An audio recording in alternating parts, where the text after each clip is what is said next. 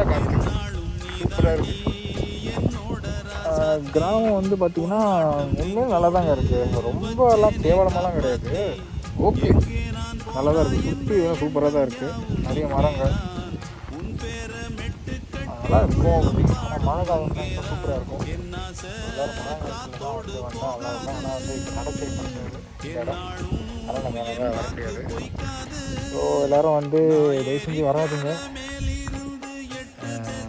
வந்தீங்கன்னா இங்கே எல்லாமே க்ளோஸ்டு. நான் அவரை பார்க்கணுன்னு பார்த்தா ஆனால் கடைசியில் அவரும் இல்லை.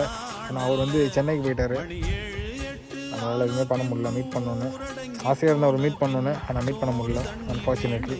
அவங்க சுற்றி இருக்காங்க, அவங்க ஃப்ரெண்ட்ஸுங்களை சொன்னாங்க இதுமாரி அவர் சென்னைக்கு போயிட்டாருன்னு. ஜீ தமிழ் ஏதோ ப்ரோக்ராம் போல் கூப்பிட்டுருந்தாங்க.